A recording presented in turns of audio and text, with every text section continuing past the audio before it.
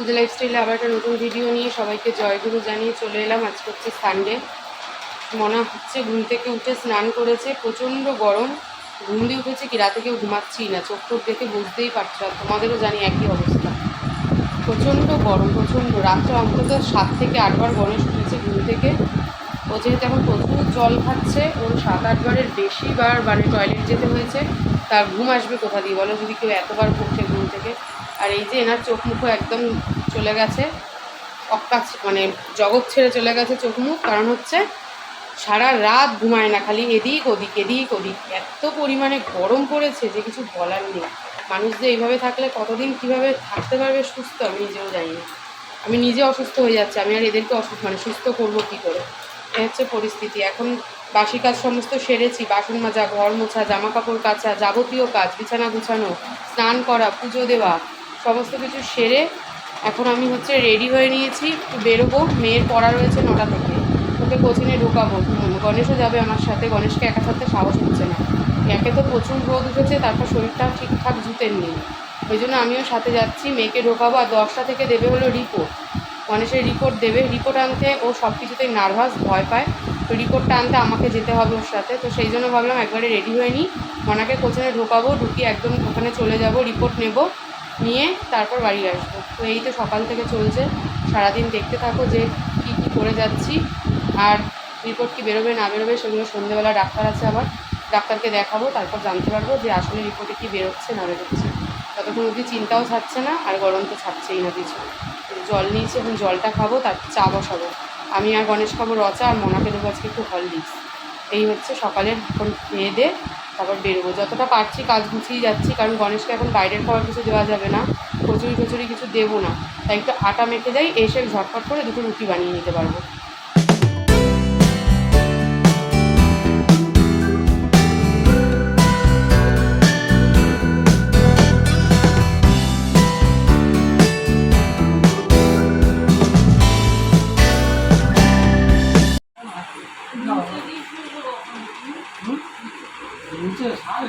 সারা ঘুমাতে পারিনি গরমে, এখন চা খাচ্ছে। এই যে চা। পটি যাওনি বলো, টয়লেট গেছো, একই হলো। মনা পড়ছে, হতাশ হয়ে পড়ছে, এদিকে গরম এদিকে বই পড়ছে। আর নিয়ে গেছিল একটু বাজারে, বাজার যাওয়ার নাম শুনলেই কান্না পায়, বাজার আমার যেতে ইচ্ছা করে না। তাই আমি বলেছি যেটুকু পারো বাজার করে নিয়ে আসো, ওইটুকু নিয়ে এসছে। প্রচণ্ড রোদ বাইরে, তো বাজার করতে কে যায়, মাথা খারাপ হয়ে যাবে। হ্যাঁ, এখন বাজার টাজারগুলো গুছাবো। গণেশ বললো যে এখন আর আমাকে যেতে হবে না, এখন ও মেয়েকে দিয়ে চলে আসুক, 10টায় তো রিপোর্ট দেবে।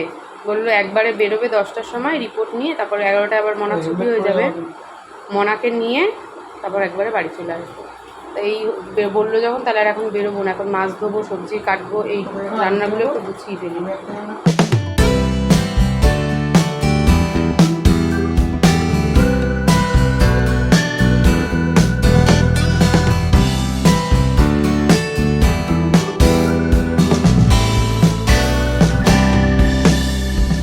গণেশকে বললাম যে মনাকে ওরা থেকে আজকে মারবাড়ি দিয়ে আসতে হবে, কারণ আজকে বিকেলে রয়েছে আমাদের ডাক্তার, মানে গণেশের ডাক্তার রয়েছে। তো বিকেলবেলা যদি আবার দিতে যেতে হয় না মনাকে, মনার তখন শরীরটা খারাপ করবে। কী বলো তো, ও তো একটু দুপুরে ঘুমাবে, ঘুম থেকে উঠে ওরা আবার রেডি হয়ে যে যাবে সেটাই ওর আর ইচ্ছা করবে না। আমি বললাম তাহলে ওকে 11টার সময় পড়া থেকে একবার ওই বাড়ি দিয়ে আসবো। সেই জন্য আজকে রান্না একদমই হালকা পাতলা। এমনিতেও গণেশের শরীর ভালো না, রান্না এখন হালকা পাতলাই করবো। চুনো মাছ এনেছে গণেশ, সেই চুনো মাছ, আর এদিকে হচ্ছে বাটা মাছ।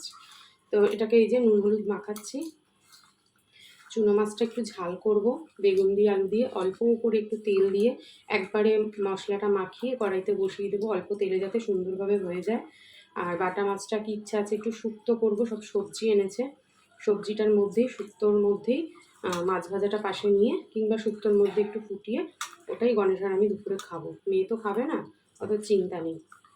যতটা পারবো হালকা রান্না করছি। আজকে আগে রিপোর্টটা দেখাই, দেখি কি বেরোয়, সেই বুঝে আবার খাওয়া দাওয়া।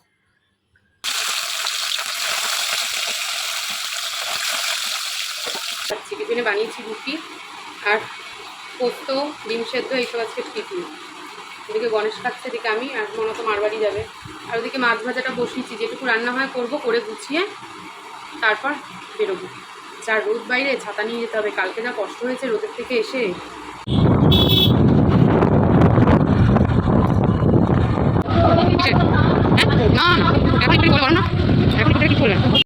রিপোর্ট নেওয়া হয়ে গেছে, এখন মনার কোচিংয়ের সামনে দাঁড়িয়ে আছি। প্রচণ্ড রোদে ছায়া দেখেছি, দেখে গাছের তলায় তো দাঁড়িয়েছি। বাবা, মাথা পা আর গণেশের হাতগুলো মনে হচ্ছে কি পুরে সাদা হয়ে গেছে। দাঁড়াও দেখাই। বাইক চালিয়েছে যে পুরো হাতগুলো সাদা হয়ে গেছে। ক্যামেরায় কতটা বোঝা যাচ্ছে জানি না। দেখি ওই হাতটা পুরো এই দিকটা দেখো, পুরো সাদা কেমন হয়ে গেছে। পাটাও তাই, পাটায় যে খোলা জুতো পরে এসছে।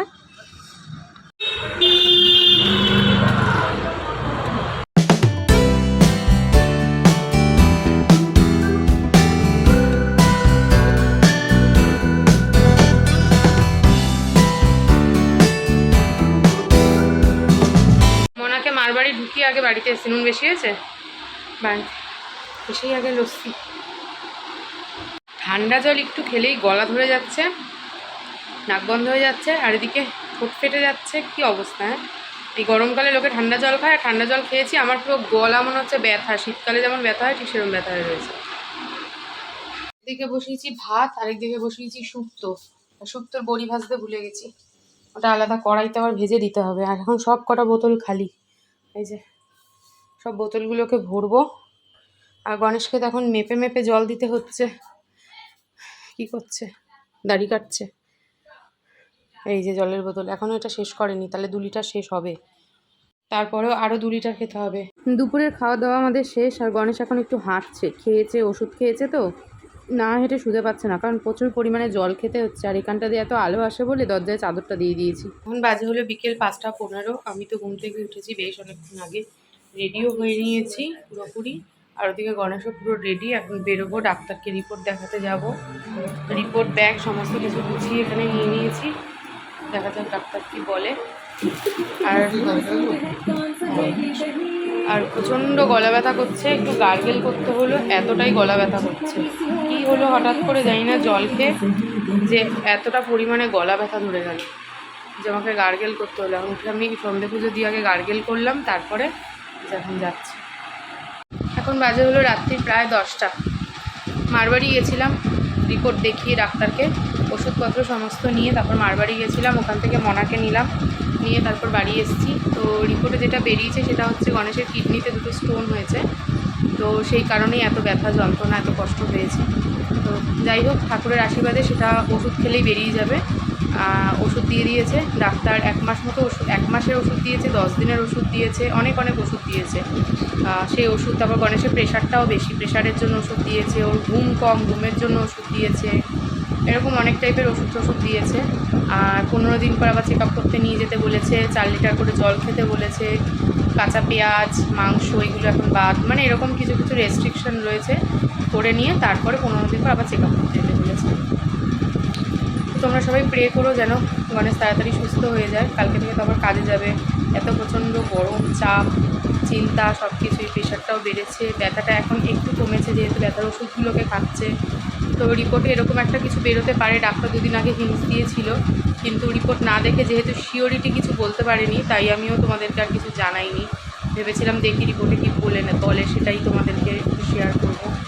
তো এই আর কী করবো, মানুষের বিপদ আপদ কখনো বলে আসে না। শরীর খারাপ, লোকে বলে না মানুষের অভাব আর শরীর খারাপ হঠাৎ করেই আসে, কোনোদিন বলে আসে না। আগের রোববারও এই সময় পয়লা বৈশাখের হালকাতা করে বাড়ি আসছি, মজা করছি, আনন্দ করছি, তখনও ভাবিনি যে পরের রোববার এরকম একটা দিন আসতে পারে, মানে আসতে চলেছে আর কি সামনে। সত্যি কথা বলতে সামনে যে আরও কী দিন আসছে আমরা কেউই কিছু জানি না। এটাই হচ্ছে আমাদের ভবিতব্য, যে ভবিষ্যৎটা কেউ জানতে পারি। যাই হোক, চলো এখন ওদেরকে খেতে দেবো, খাবার গরম করবো। আর এখন ওই হালকা হালকা খাবারই চলবে আমাদের মোটামুটি। আর মনা যদি খেতে চায় মনাকে মাঝে মাঝে করে দেবো এটা ওটা, কিন্তু গণেশের এখন মোটামুটি হালকা খাবারই চলবে। আজকের মতন ভিডিওটা এখানেই শেষ করছি। ভিডিওটা যদি ভালো লাগে প্রথম থেকে শেষ অবধি দেখো, লাইক কমেন্ট শেয়ার করো। আর ভিডিওটা ছেড়ে যাওয়ার আগে অবশ্যই আমার চ্যানেলটা সাবস্ক্রাইব করে দিয়েছি।